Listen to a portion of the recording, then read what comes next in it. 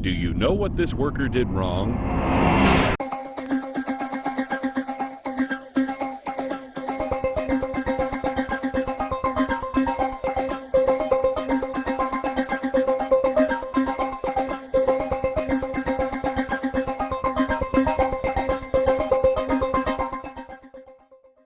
Whether you work in an office, manufacturing plant, warehouse, or a store, all employees need to be instructed on the proper procedures to limit their exposure from coming into contact with blood or other bodily fluids during an emergency situation.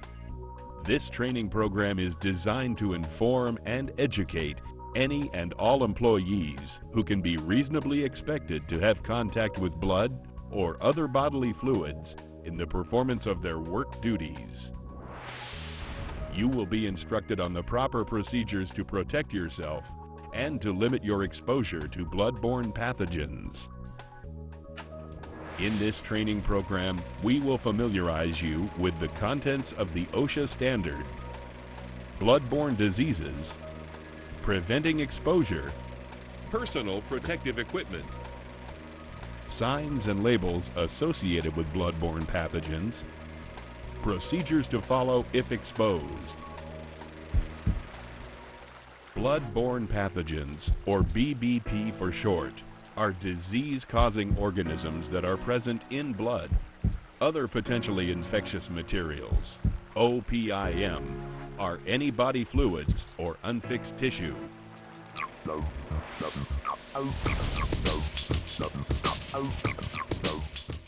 The relative risk of exposure to BBP is relatively small.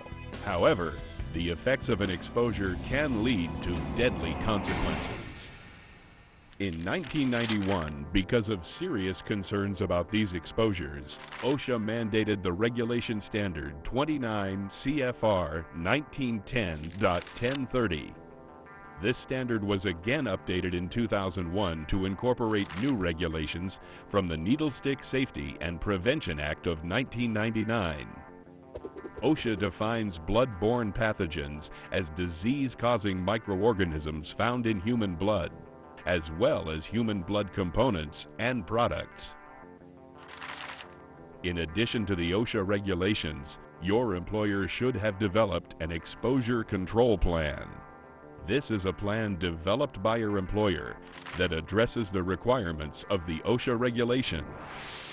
The exposure control plan should be reviewed annually and includes the following: a determination of each employee's potential exposure to BBP based on their job duties, methods to limit or eliminate exposure, and updates that reflect changes in technology that may further reduce or eliminate exposure, procedures for investigation of exposure incidents, documentation of the required annual update process, including non-managerial employee participation in the development and updating of the exposure control plan.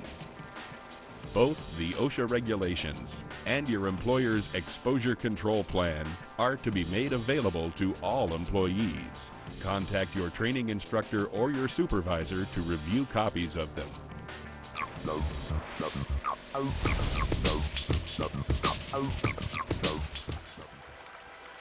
There are many bloodborne diseases. We will focus on the three major viruses that cause the greatest threat. They are HIV/AIDS, hepatitis B, and hepatitis C. HIV is the virus that leads to AIDS. It is estimated that 1.1 million individuals are living with this virus in the U.S., with 1 in 5 of them being undiagnosed. There is not a cure or a vaccine to combat this deadly virus. Symptoms at the onset of this disease vary, but include rapid weight loss, dry cough, recurring fever or profuse night sweats, profound and unexplained fatigue, swollen lymph glands in the armpits, groin, or neck, diarrhea that lasts for more than a week, white spots or unusual blemishes on the tongue or in the mouth, pneumonia, memory loss, depression, and other neurological disorders. Hepatitis B is a virus that can lead to fatal liver failure. Current estimates show that about 1.2 million people in the U.S. are infected, with an additional 60,000 new cases each year. There is a vaccine available for hepatitis B. The vaccine consists of a 3-dose injection that has been proven to be safe, with a 95% effective rate at preventing the disease. Your employer, at no cost to the employee, should make this vaccine available, especially to employees who are at a high risk rate of exposure.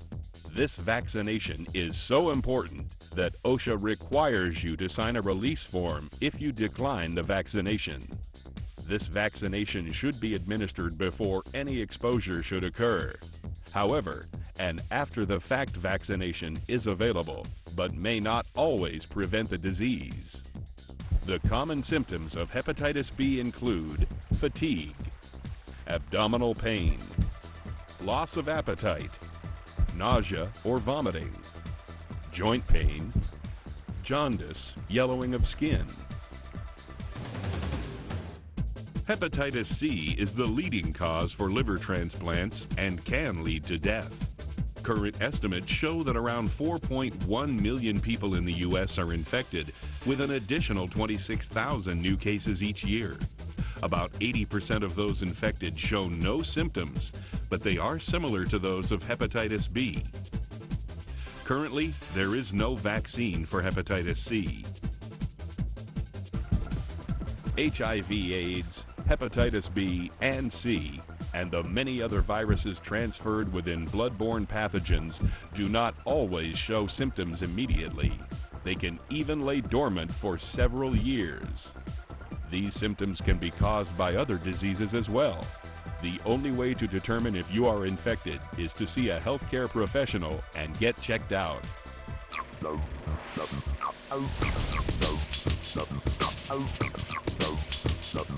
This training program has limited its content to workplace exposure to bloodborne pathogens and will not address sexual transmissions. Therefore, occupational exposure to bloodborne pathogens enters the body through parenteral exposure.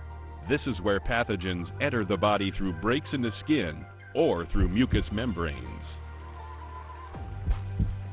Most exposures occur through needle sticks, human bites, skin abrasions or cuts that come into contact with potentially infectious material. Infectious material can include blood or blood products, human tissue, vaginal secretions, any other bodily fluid with blood in it. One of the most important means of preventing exposure to bloodborne pathogens is to use the standard precautions rule. You treat all bodily fluids, with the exception of sweat, as if they are infectious.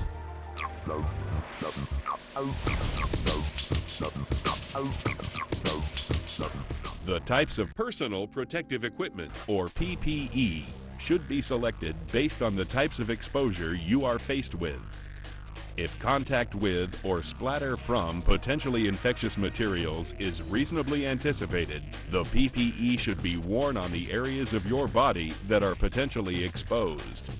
It is especially important to cover mucous membranes, skin abrasions or cuts, and your hands.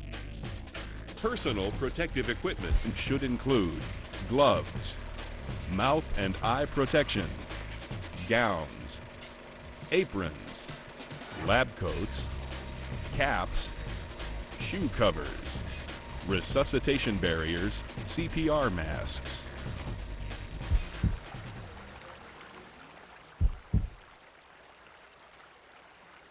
Disposable PPE should be properly discarded after use.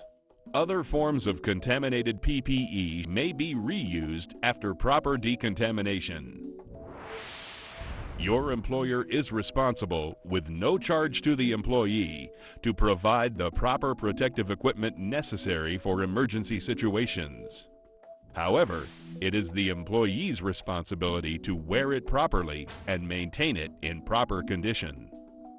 It is also up to the employee to request any and all replacement items when PPE becomes damaged or unusable. Be sure to consult with your supervisor for the location of its PPE at your company. It's also important to remember that PPE does have limitations. It must be properly worn, maintained, and discarded and replaced if damaged.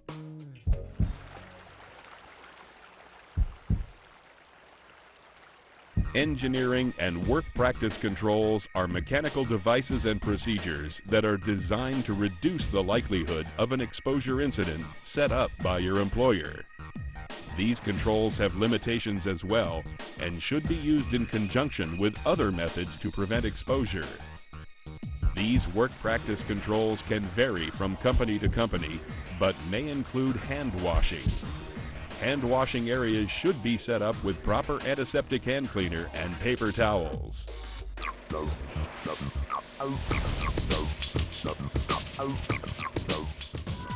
Biohazard signs and labels and containers should be used to properly identify contaminated waste. Containers should be closable, constructed to contain all contents and prevent leakage. They should also be properly labeled or color-coded and closed prior to removal to prevent spillage or protrusion of contents during handling. The proper color for biological contaminated waste is red or red-orange bags and fluorescent orange labeled containers. These containers need to be disposed of properly through your supervisor or an area hospital. Contaminated laundry must be handled as little as possible. It should be transported in appropriately labeled containers and must be properly cleaned. The Needle Stick Safety and Prevention Act requires the use of safer needles, needleless systems, and sharps disposal containers. Policies, procedures, and needle stick devices are required to be reevaluated for effectiveness each year. Employees should never break, bend, recap, or remove needles. In addition to needles, any sharp object, such as broken glass, should only be picked up by mechanical means, such as a broom and dustpan, and should be disposed of properly. Activity in and around areas of possible bloodborne exposures needs to be limited. This includes no eating, drinking, smoking, application of cosmetics, or the handling of contact lenses in these potentially exposed areas.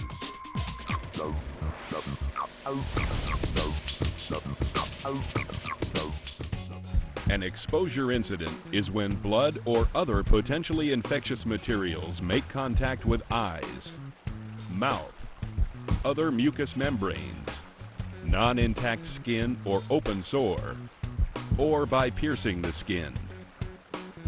Stop and limit exposure to yourself and others.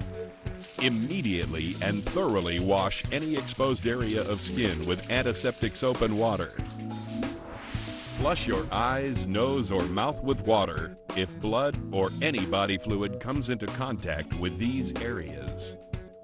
Report the incident to your supervisor or appropriate management personnel. The area in which the incident occurred will need to be properly cleaned up. If this is not your responsibility, then be sure that the proper persons are notified of the area needed to be cleaned.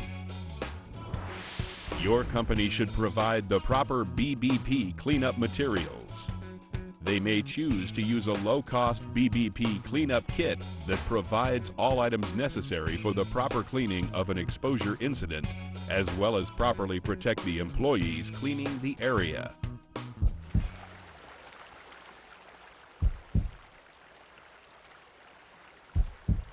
The steps for cleanup are: contain the spill using absorbent materials, remove used absorbent materials, disinfect the area with germicide or a 10% bleach solution, dispose of contaminated materials into properly marked containers, discard and decontaminate PPE. An incident report needs to be completed that describes the incident, including the routes of exposure and the identity of the source individual, if known. As a result of the exposure incident, you should have your blood tested for diseases. The test results should be discussed with you and appropriate treatment administered if needed. The source individual or individual's blood may also be collected and tested if consent is received. At this time, you will have the opportunity to receive the HBV vaccination if you had previously declined it. All associated expenses are to be paid by the employer, and employees have the right to complete confidentiality of all results and treatments. Remember, bloodborne pathogens are serious hazards to your health. To ensure safety, don't take chances. Be aware of potential hazards and use safe work practices. Your risk of exposure can be greatly reduced by remembering and practicing the information presented in this program.